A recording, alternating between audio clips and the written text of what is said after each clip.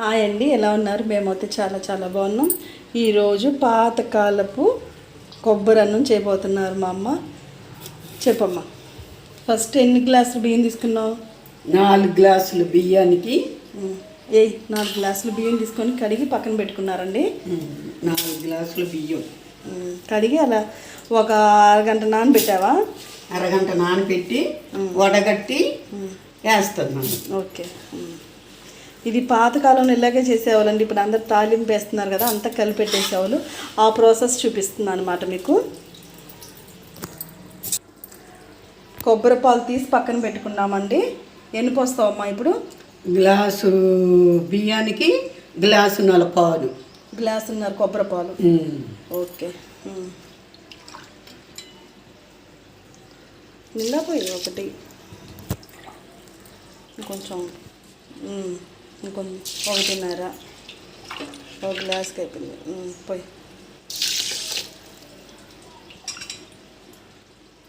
పోసా. దాంట్లోకి ఇప్పుడు ఏమేమి వేస్తున్నావు?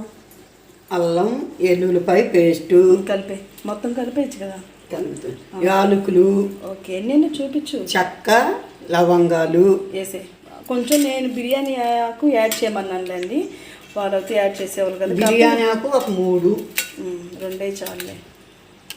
సరే, కలుపు మొత్తం. అలా ఒకసారి కంబైన్ చేసుకోవాలండి, కలుపుకోవాలి. చాలు. గల్లుప్పు ఎంత? ఇలా కలిపేసుకున్నాక పెద్ద స్పూన్తో స్పూన్నర ఉప్పు ఇంకొంచెం తీసుకుందామా? కొంచెం ఇంకొక స్పూన్ సరిపోతే తగ్గిద్దామా? సరిపోద్ది. ఓకే. పసుపు వేసుకోవాలా? చిటికుడు పసుపు. పసుపు కూడా వేసేసుకున్నామండి. చాలు. కొత్తిమీర, పుదీనా, కరివేపాకు. కొత్తిమీర, పుదీనా, కరివేపాకు వేసే.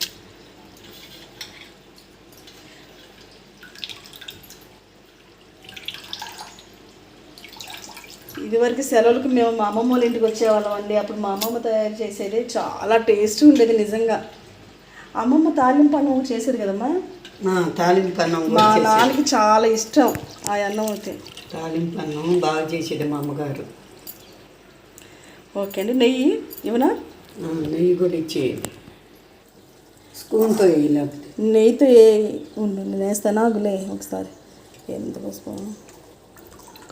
మళ్ళీ కాసేపు ఆగి కొంచెం ఉడికిద్ది కదండి, అప్పుడు పోసుకోవాలండి. కలిపేస్తావా? చాలా ఇదిగోండి, పొయ్యి మీద ఉడుకుతుంది, గ్యాస్ మీద. ఇలా కలిపేసుకొని ఒకసారి ఇంకొంచెం నెయ్యి పోసుకోవాలండి, ఇంకొంచెం.